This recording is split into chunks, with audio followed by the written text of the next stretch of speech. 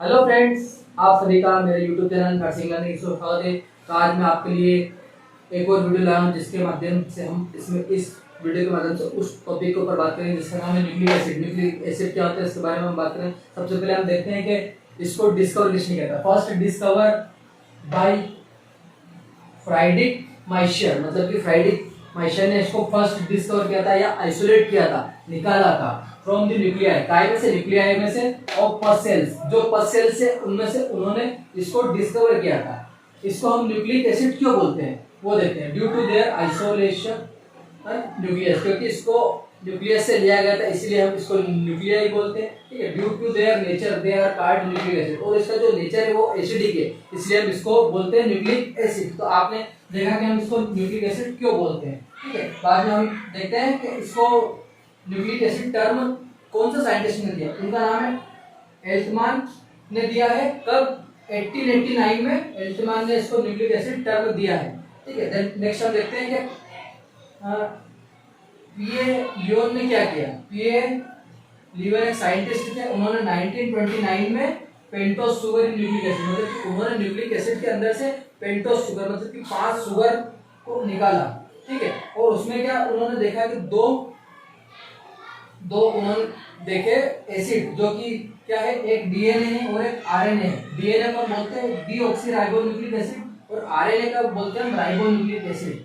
अब हम देखेंगे डीएनए और आरएनए क्या क्या है उसके बारे में हम जानेंगे। तो वीडियो में कंटिन्यू बने रहे और वीडियो को लाइक करते रहिए। हम देखते हैं कि डीएनए क्या होता है और आरएनए क्या होता है। हमने देखा था कि न्यूक्लिक एसिड क्या था। अब हम देखते हैं उसके टाइप्स के बारे में। Types of nucleic acid. Nucleic acid के 2 टाइप्स होते हैं। फर्स्ट होता है डीएनए, सेकंड होता है आरएनए। डीएनए का फुल फॉर्म क्या होता है? Deoxyribonucleic acid. ठीक है, और आरएनए का होता है राइबोन्यूक्लिक एसिड। डीएनए में क्या होता है? इट कंपोज्ड बाय डीऑक्सीराइबोन्यूक्लियोटाइड, मतलब कि जो डीएनए है वो कंपोज्ड होता है डीऑक्सीराइबोन्यूक्लियोटाइड से। ठीक है, और आरएनए जो होता है वो होता है कंपोज्ड राइबोन्यूक्लियोटाइड से कंपोज्ड होता है आरएनए।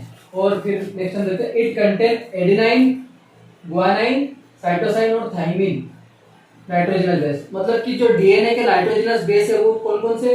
एडेनाइन है, गुआनिन है, साइटोसाइन है और थाइमिन है। ये 4 इसके नाइट्रोजनस बेस है। अब हम देखते हैं RNA. It contain adenine, guanine, cytosine और यहाँ थाइमिन की जगह क्या है? यूरासिल। ये आपको याद रखना है। एग्जाम में बहुत बार पूछते हैं कि डीएनए के नाइट्रोजनस बेस क्या है और आरएनए के नाइट्रोजनस बेस क्या है। तो डीएनए के नाइट्रोजनस बेस है एडेनाइन, गुआनाइन, साइटोसाइन और थाइमिन, और आरएनए में एडेनाइन, गुआनाइन, साइटोसाइन तो सेम ही। यहाँ थाइमिन की जगह क्या आ गया? यूरासिल। यूरासिल इसका नाइट्रोजनस बेस है। ठीक है, अब हम देखते हैं next. It contain deoxyribose sugar, और यह डीऑक्सीराइबोस शुगर से कंटेन होता है, मतलब कि बनता है। ठीक है, फिर हम देखते हैं आरएनए के बारे में। इट कंटेन राइबोस शुगर, और यह किससे बनता है? राइबोस शुगर से बनता है आरएनए। आप देखते हैं इट कंटेन जेनेटिक इंफॉर्मेशन, और यह क्या करता है? डीएनए जेनेटिक इंफॉर्मेशन को कंटेन मतलब कि कलेक्ट करके रखता है या कंटेन करता है जेनेटिक इंफॉर्मेशन को डीएनए। आपने बहुत बार सुना भी होगा, मूवीज में देखा होगा कि डीएनए टेस्ट होता है, इसके थ्रू पेरेंट्स और जो डॉटर रहते हैं उनका पता कर सकते हैं। तो वो ये क्या करता है? डीएनए जेनेटिक इंफॉर्मेशन को कलेक्ट करके रखता है। ठीक है, और आरएनए क्या करता है? It involve in protein synthesize, और यह सिर्फ प्रोटीन के सिंथेसाइज में ही इन्वॉल्व होता है आरएनए। ठीक है, हम नेक्स्ट देखते हैं इट प्रेजेंट इन क्रोमोसोम, मतलब कि जो डीएनए है वो किस कौन कौन में प्रेजेंट होता है? फर्स्ट है chromosome, second mitochondria, then third है क्लोरोप्लास्ट। तीनों में डीएनए प्रेजेंट रहता है। RNA it present in nucleus, RNA सिर्फ न्यूक्लियस में प्रेजेंट रहता है, बाकी में एब्सेंट रहता है आरएनए। ठीक है, तो हमने देखा डीएनए क्या होता है और आरएनए क्या होता है। और जो डीएनए है वो डबल स्टैंडर्ड है, मतलब उसकी जो उसका शेप होता है डीएनए का कुछ इस प्रकार होता है, मतलब कि वो डबल हेलिक्स में है। ठीक है, और जो आरएनए है वो सिंगल हेलिक्स का होता है। डीएनए में क्या डबल हाइड्रोजन बॉन्ड होते हैं और आरएनए में सिंगल हाइड्रोजन बॉन्ड होते हैं। यह भी एक इन दोनों का डिफरेंस बिटवीन है बहुत बड़ा। तो जो डीएनए उसमें क्या डबल हाइड्रोजन बॉन्ड होता है, जैसे स्प्रिंग होती है ना, इस प्रकार उसका शेप होता है, पूरा राउंड राउंड राउंड। और जो आरएनए उसका सिंगल बॉन्ड सिंगल होता है इस प्रकार। और जो है डीएनए, आपको यहाँ क्या लग रहा है कि ये दोनों मिल रहे, लेकिन जो उसके जो दोनों बॉन्ड है वो कभी मिलते नहीं है, क्योंकि अपन ये देखें इसमें 2D में, यदि आप 3D में इसको देखना तो ये दोनों अलग रहते हैं, ऐसे घूमते रहते हैं, मतलब कि दोनों मिलते नहीं है, जो हेलिक्स है ना ये इक्वल नहीं रहते। ठीक है, तो हमने देखा डीएनए क्या होता है, आरएनए क्या होता है। डीएनए जो हम बोलते हैं डीऑक्सीराइबोन्यूक्लिक एसिड और आरएनए हम बोलते हैं राइबोन्यूक्लिक एसिड। अब हम देखेंगे कि डीएनए को हम डीऑक्सीराइबोन्यूक्लिक एसिड क्यों बोलते हैं, इसके बारे में हम देखेंगे। तो हमने बात करी थी कि न्यूक्लिक एसिड क्या होता है, उसमें हमने देखे थे टाइप्स डीएनए और आरएनए। डीएनए और आरएनए में था न्यूक्लियोटाइड। न्यूक्लियोटाइड क्या होता है उसके बारे में हम जानें। न्यूक्लियोटाइड बनता है 3 कंपाउंड से मिलकर। कौन कौन से? फर्स्ट है 5 कार्बन पेंटोस शुगर, मतलब कि 5 कार्बन वाला पेंटोस शुगर। ठीक, सेकंड है फॉस्फोरिक एसिड, देन थर्ड है नाइट्रोजनस बेस। इन तीनों के कॉम्बिनेशन से बनता है न्यूक्लियोटाइड। न्यूक्लियोटाइड बनता है। ठीक है, it is composed bye 5 carbon pentose sugar, ठीक है, phosphoric acid and nitrogenous base. तीनों के कंपाउंड से मिलकर बनता है न्यूक्लियोटाइड। ठीक है, तो न्यूक्लियोटाइड कैसे बनता है मैं आपको बताऊं। हमारे पास 5 कार्बन वाली शुगर है, first C1 C2 C3 C4 C5। First sugar, second sugar, third sugar, fourth sugar, fifth sugar. हमारे पास 5 शुगर है। ठीक है, ये एस शुगर, ठीक है, और ये हमारे पास है नाइट्रोजनस बेस और ये फॉस्फोरिक एसिड। इस प्रकार बनता है न्यूक्लियोटाइड। अब हम देखते हैं nitrogenous base is attached with carbon at first position, मतलब कि जो फर्स्ट पोजीशन वाला जो कार्बन है उससे अटैच होता है नाइट्रोजनस बेस। आप यहाँ पे देख सकते हो ये C1 से अटैच है N, मतलब कि नाइट्रोजनस बेस इससे अटैच है। ठीक है, नेक्स्ट हम देखते हैं phosphoric acid is attached with carbon at fifth position, मतलब कि जो 5वें पोजीशन का जो कार्बन है उससे अटैच है फॉस्फोरिक एसिड। ये हमारे पास C5 है, इससे क्या है अटैच फॉस्फोरिक एसिड। या P आप देख सकते हो यहाँ पे फॉस्फोरिक एसिड अटैच है। तो इस प्रकार बनता है न्यूक्लियोटाइड 3 कंपाउंड से मिलकर। कौन कौन से? 5 कार्बन पेंटोस शुगर जो 5 कार्बन से मिलकर बनती है, जो शुगर बनती है आप देख सकते हो, फॉस्फोरिक एसिड और नाइट्रोजनस बेस, इन तीनों से मिलकर बनता है न्यूक्लियोटाइड। क्या होता है, बात करेंगे न्यूक्लियोटाइड के जो 3 कंपाउंड उनके बारे में। फर्स्ट था अपना 5 कार्बन पेंटोस शुगर, सेकंड था फॉस्फोरिक एसिड, देन थर्ड था नाइट्रोजनस बेस। तीनों के बारे में हम बात करें। फर्स्ट हम देखते हैं 5 कार्बन पेंटोस शुगर, जो कि शुगर है जिसमें उसमें 2 आते कंपाउंड है, डीएनए और आरएनए। डीएनए में राइबोज रहता है और आरएनए में राइबोज रहता है। डीएनए क्या करता है? इट कंटेन डीऑक्सीराइबोज शुगर, मतलब कि डीऑक्सीराइबोज शुगर को कंटेन करता है। और आरएनए क्या करता है? इट कंटेन राइबोज शुगर, और यह राइबोज शुगर को कंटेन करता है। अब हम देखते हैं आरएनए। ये हमारे पास एक 5 कार्बन वाला पेंटोस शुगर है।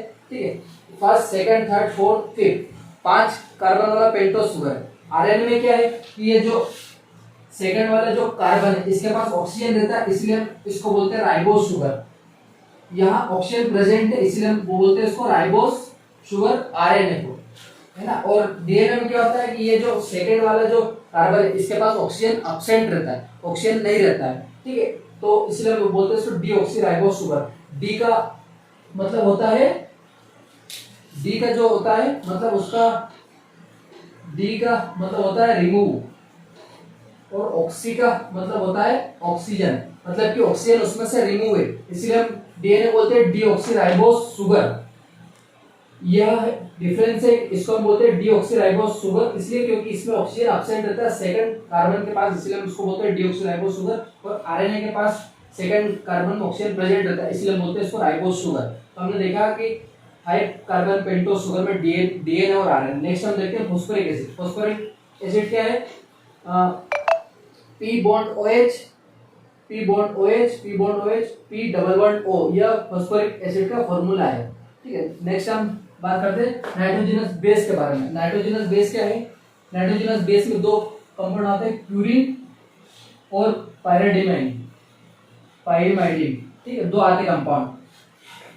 प्यूरिन क्या करता है? इट हैज डबल रिंग, यह डबल रिंग कंटेन करता है। और पायरिमाइडिन जो है इट हैज सिंगल रिंग, ये आप यहाँ देख सकते हो, डबल रिंग कंटेन कर रहा है और यह कर रहा है single ring contain. Double ring में कौन कौन से आते हैं? एडिनाइन और ग्वानिन नाइट्रोजनस बेस। कौन कौन से नाइट्रोजनस बेस आते हैं? एडिनाइन और ग्वानिन नाइट्रोजनस बेस आते हैं डबल रिंग में। और सिंगल रिंग में जो पायरिमाइडिन करता है उसमें कौन कौन से आते हैं, साइटोसाइन, थाइमिन और यूरासिल तीनों आते हैं नाइट्रोजनस बेस में पायरिडिमाइन। यदि आपसे कोई पूछे नाइट्रोजनस बेस के दो कंपाउंड कौन से, फर्स्ट है प्यूराइन, सेकंड है पायरिडिमाइन, सॉरी पायरिमाइडिन, ठीक है। और यदि कोई पूछ ले कि प्यूराइन में कौन कौन से रहते हैं, डबल रिंग होती है उसमें रहता है एडिनाइन और ग्वानिन, और पायरिमाइडिन में होता है साइटोसाइन, थाइमिन और यूरासिल तीनों प्रेजेंट होते हैं। यदि आप शुगर, फॉस्फोरिक एसिड और नाइट्रोजनस बेस को मिला दो तो बनता है न्यूक्लियोटाइड। हमने देखा था न्यूक्लियोटाइड बनता है तीनों के मिक्सचर से, शुगर के, फॉस्फोरिक एसिड और नाइट्रोजनस बेस के मिक्सचर से बनता है न्यूक्लियोटाइड। अब यदि कोई आपसे पूछ ले किसी एग्जाम में, यदि आपसे पूछा कि न्यूक्लियोसाइड कैसे बनता है, न्यूक्लियोसाइड कैसे बनता है, 5 कार्बन पेंटोस शुगर, ये जो शुगर है 5 carbon pentose sugar plus nitrogenous base, दोनों को यदि मिला दे, ये प्लस कर दे दोनों को, यदि अपन प्लस कर दे दोनों को तो बनता है न्यूक्लियोसाइड। देख सकते हैं आप इधर 5 carbon pentose sugar plus nitrogenous base, दोनों को यदि आपने मिला दिया तो बनता है न्यूक्लियोसाइड, ठीक है। यह हमने देखा न्यूक्लियोटाइड और न्यूक्लियोसाइड क्या होता है। तो हमने इस वीडियो में देखा कि न्यूक्लिक एसिड क्या होता है, उसमें हमने दो टाइप पढ़े, डीएनए और आरएनए के बारे में। डीएनए और आरएनए के बाद हमने पढ़ा न्यूक्लियोटाइड क्या होता है, इसके बारे में हमने देखा। लास्ट में हमने देखा न्यूक्लियोसाइड क्या होता है। तो इन सब के बारे में यदि आपको जानकारी अच्छी लगा हो तो वीडियो को लाइक करें, कमेंट करें, शेयर करें और मेरे चैनल को सब्सक्राइब करके बेल आइकन को प्रेस करें। तो ऐसी ही वीडियोस को देखने के लिए चैनल पर बने रहें। इस वीडियो को देखने के लिए थैंक यू सो मच।